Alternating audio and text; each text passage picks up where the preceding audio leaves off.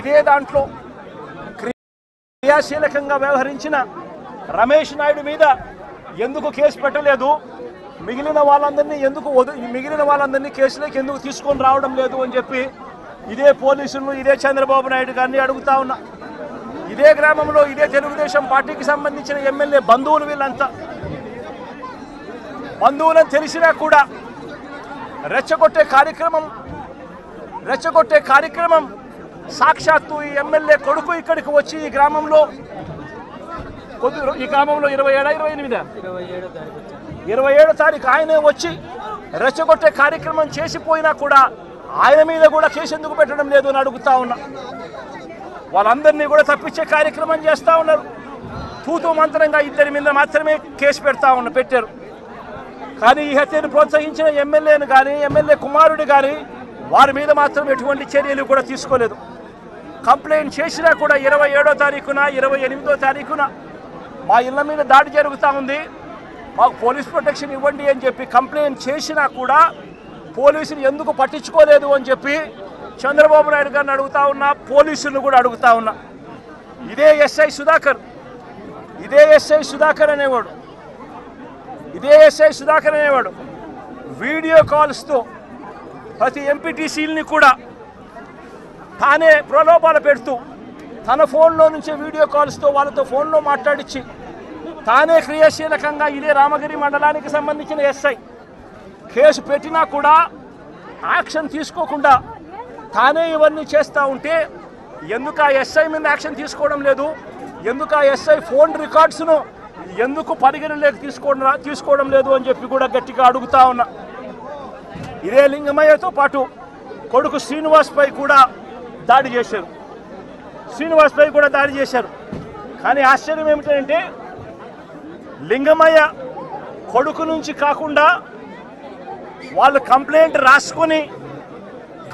రాసుకునింది ఎవరితో తెలుసా, వాళ్ళంతకు వాళ్ళే ఒక పేపర్ మీద రాసుకొని వచ్చి పోలీసులు చదువు రాదని చెప్పి లింగమయ్య అన్న భార్యతో ఏలుముద్ర బలవంతంగా వేయించుకున్నారు. ఇది న్యాయమేనా అని అడుగుతా ఉన్నా. లింగమయ్య అన్న భార్య చదువు రాదని, కొడుకు పక్కనున్నాడు, దాడిలో ఆయన కూడా గాయపడ్డాడు, చదువుకున్నాడు, కానీ ఆయనతో స్టేట్మెంట్ తీసుకోరు. స్టేట్మెంట్ తీసుకునేది పోలీసులే రాస్తారు. లింగమయ్య అన్న భార్యతో ఏలుముద్ర తీసుకుంటాడు. ఎందుకు ఆయన చదువు రాదు, భయపడిచ్చి పెట్టకపోతే సంతకం ఏలుముద్ర వేయకపోతే ఏమన్నారమ్మా, సంతకం పెట్టాలి. ఎట్టి పరిస్థితుల్లో పెట్టకుండా పోతే ప్రసక్తే లేదు, ఖచ్చితంగా పెట్టాలని చెప్పి ఆమెతో ఏలుముద్ర తీసుకుంటారు. వీళ్ళు ఏం రాసుకున్నారో ఆమెకు తెలీదు, ఏం స్టేట్మెంటు ఉందో దాంట్లో తెలీదు, ఎవడు చెప్పడు. కానీ కొడుకు ఇచ్చే స్టేట్మెంట్ మాత్రం తీసుకునే కార్యక్రమం మాత్రం చేయరు. ఇదే లింగమయ్యను చంపాలనే ఉద్దేశంతో బేస్బాల్ బ్యాటుతో మరి ఇక్కడికి వచ్చి బేస్బాల్ బ్యాటుతో తల మీద కొట్టి చంపిన నేపథ్యంలో ఎక్కడ కూడా పోలీసులు నమోదు చేసిన కేసుల్లో ఎక్కడా కూడా బేస్బాల్ బ్యాట్ ఉందని, బేస్బాల్ బ్యాట్తో కొట్టారని చెప్పి ఎక్కడా రాయరు. ఏంది చిన్న కర్రలతో గొడవ జరిగిందని, ఆ దొమ్మిలో ఏదో జరిగిపోయిందని వక్రీకరించే ప్రయత్నమే జరుగుతూ ఉంది. ఇక్కడ ఆశ్చర్యకరమైన విషయం ఏమిటంటే పోలీసులు విచారించిన 8 మందిలో 5 మంది మాత్రమే లింగమయ్య కుటుంబీకులు.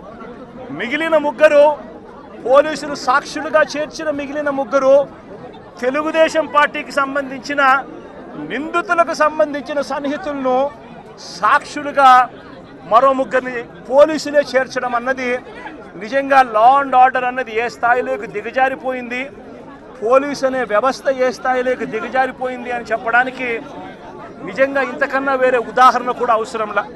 అంటే వీళ్ళే మనుషులను తప్పించేదానికోసం సాక్షులను కూడా వీళ్ళకు కావలసిన సాక్షులను మాత్రమే వీళ్ళు ఇప్పుడే యాడ్ చేసుకొని దానికి మళ్ళా లింగమయ్య అన్న భార్యతో ఏలుముద్ర చేయించుకొని వీళ్ళంతకు వీళ్ళే కేసును బిల్డప్ చేస్తూ ఉన్నారనంటే ఇంతకన్నా దారుణమైన పోలీసు వ్యవస్థ ప్రపంచ చరిత్రలో ఎక్కడైనా ఉంటుందా అని అడుగుతా ఉండా. వీళ్ళంతకు వీళ్ళే తప్పుడు సాక్ష్యాలు క్రియేట్ చేసి వీళ్ళంతకు వీళ్ళే కేసును నీరు కార్చే కార్యక్రమం జరుగుతూ ఉంది. నేను ఒకటే చెప్తా ఉన్నా, ఇక్కడ రామగిరిలో జరిగిన విషయమైనా కానీ రాష్ట్ర వ్యాప్తంగా వీళ్ళు చేస్తూ ఉన్న అన్యాయాలు అయితేనేమి, తిరుపతిలో డిప్యూటీ మేయర్ ఉప ఎన్నిక జరిగితే ఏకంగా బస్సులో ఉన్న కార్పొరేటర్లను ఏకంగా పోలీసులు ఆధ్వర్యంలోనే అడ్డగించి ఏకంగా బస్సులో ఉన్న కార్పొరేటర్లు బస్సులో ఉన్న ఎమ్మెల్సీను ఏకంగా పోలీసుల ఆధ్వర్యంలోనే కిడ్నాప్ తీసుకొని పోవడం ఏ స్థాయిలోకి దిగజారిపోతా ఉందో నేను అడుగుతా ఉన్నా. చంద్రబాబు నాయుడు గారి సొంత నియోజకవర్గం రామకుప్పంలో జరిగిన ఎంపీపీ ఎన్నిక కూడా అదే పరిస్థితి. ఇదే మాదిరిగా దౌర్జన్యంతోనే ఎన్నిక జరిగించే కార్యక్రమం చేసినారు. పశ్చిమ గోదావరి జిల్లాలో జరిగిన అత్తిలి ఎంపీపీ ఎన్నిక చూసినా ఇదే దౌర్జన్యమే కనిపిస్తుంది. ఎక్కడా వీళ్ళకి సంఖ్యాబలం లేదు, అయినా కూడా దౌర్జన్యంతోనే గెలవాలి అని చెప్పి దౌర్జన్యాలు చేసిన పరిస్థితులే కనిపిస్తూ ఉన్నాయి. విశాఖపట్నంలో కూడా ఇప్పుడు ఏం జరుగుతూ ఉంది? 98 మంది సభ్యులుంటే 56 మంది సభ్యులు వైఎస్ఆర్సీపీ బీఫామ్ మీద వైఎస్ఆర్సీపీ సింబల్ మీద గెలిచిన వాళ్ళు. తెలుగుదేశం పార్టీకి ఎక్కడ ఉంది స్ట్రెంత్ అని అడుగుతా ఉన్నా. ఇక్కడ కూడా దౌర్జన్యం చేస్తూ క్యాంపులో ఉన్న వైఎస్ఆర్సీపీ సభ్యులను సైతం భయపెట్టే కార్యక్రమాలు చేస్తూ ఉన్నారు. ఇళ్లకు వెళ్ళి వాళ్ళ భార్యలను భయపడిస్తూ మీ ఆయన ఎక్కడున్నాడో చెప్పకపోతే మిమ్మల్ని స్టేషన్లో పెడతామని చెప్పి భయపడిస్తూ ఉన్న పరిస్థితులు ఈరోజు రాష్ట్రంలో కనిపిస్తూ ఉన్నాయి. మరోవైపున చూస్తే రాష్ట్రంలో హత్య రాజకీయాలు ఏ స్థాయిలోకి దిగజారిపోయాయి అంటే ఏప్రిల్ 6వ తారీఖున నంద్యాలలో ఈ మధ్యనే నంద్యాల జిల్లాలో సిరివెల్ల మండలంలో యార్లగడ్డ కాన్స్టిట్యున్సీ ఇందూరు ప్రతాప్ రెడ్డి అని చెప్పి మా పార్టీకి సంబంధించిన మండల కన్వీనర్ ప్రతాప్ రెడ్డిపై దారుణంగా హత్యాయత్నం చేశారు.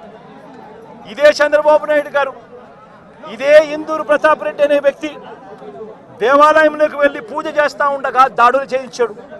ఇదే చంద్రబాబు నాయుడు గారు ముఖ్యమంత్రిగా ఉన్నప్పుడు 2017లో ప్రతాప్ రెడ్డి అన్నను ప్రభాకర్ రెడ్డిని అతని బావమర్దిని చంద్రబాబు నాయుడు గారి దగ్గర నుండి చంపించిన తర్వాత మా ప్రభుత్వం వచ్చిన తర్వాత ప్రతాప్ రెడ్డికి మేము గన్మెన్ సౌకర్యం మేము కల్పిస్తే చంద్రబాబు నాయుడు గారు వచ్చిన తర్వాత ఆ గన్మెన్ను తీసేసి చివరికి ప్రతాప్ రెడ్డిని చంపే కార్యక్రమం చేయడానికి ఏకంగా చంద్రబాబు నాయుడు గారు పురమాయించిన పరిస్థితులు మన కళ్ళ ఎదుటే కనిపిస్తూ ఉన్నాయి.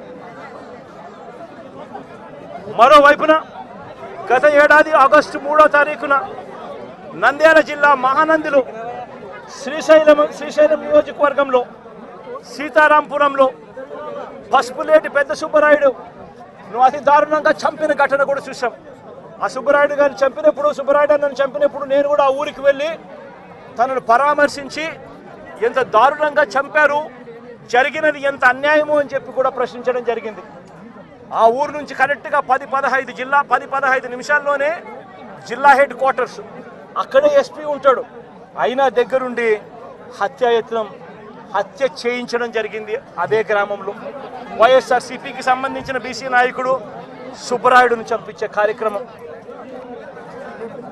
ఆశ్చర్యం ఏమిటంటే సుబ్బరాయుడు కుటుంబ సభ్యులు పోలీసులకు ఫోన్ చేసి 2-3 గంటల కిందట కూడా ఫోన్ చేసి ఊరిలో ఘటన జరగబోతా ఉంది, బయట నుంచి వ్యక్తులందరూ కూడా మోహరించినారు అని చెప్పినా కూడా కనీసం వచ్చి కాపాడే ప్రయత్నం కూడా జరగల. గత ఏడాది జూలై 23వ తారీఖున పల్నాడు జిల్లా పెదకూరుపాడులో క్రొసూరులో వైఎస్ఆర్సీపీ నాయకుడు ఈద సాంబిరెడ్డిని కూడా ఇనుప రాడ్లతో దారి కాచి రోడ్డులో కారు ఆపి కొట్టి చనిపోయాడని చెప్పి వదిలేసి వెళ్ళిపోయిన ఘటన. చివరకు తను హాస్పిటల్లో చేరడం, బ్రతకడం, ఈ రోజుకి కూడా తనకు 2 కాళ్ళు 2 చేతులు కూడా ఈ రోజుకి కూడా ఆపరేషన్ చేసి అవి బతికించే కార్యక్రమాలు చేసే కార్యక్రమాలు ఈ రోజుకి కూడా జరుగుతూ ఉంది. పల్నాడు జిల్లా వినుకొండలో గత ఏడాది జూలై 17వ తారీఖున వైఎస్ఆర్సీపీకి చెందిన రషీద్ అనే యువకుడిని దారుణంగా నరికి చంపిన పరిస్థితులు మన కళ్ళ ఎదుటే కూడా కనిపించాయి. ఈ ఘటన నేషన్ వైడ్ ఢిల్లీలో మేము దీక్ష చేస్తూ రషీద్ను చంపిన నడి రోడ్డు మీద చంపిన ఘటనను కూడా ఢిల్లీలో దీక్షను చేస్తూ యావత్ దేశానికి కూడా చూపించిన పరిస్థితి కూడా చూసాం. చంద్రబాబు నాయుడు గారి పరిపాలనను ఈరోజు ఏం చేస్తూ ఉన్నారు అనంటే దొంగ సాక్ష్యాలను వీళ్ళే క్రియేట్ చేస్తూ ఉన్నారు. వీళ్ళే దొంగ సాక్ష్యాలను క్రియేట్ చేసి వీళ్ళే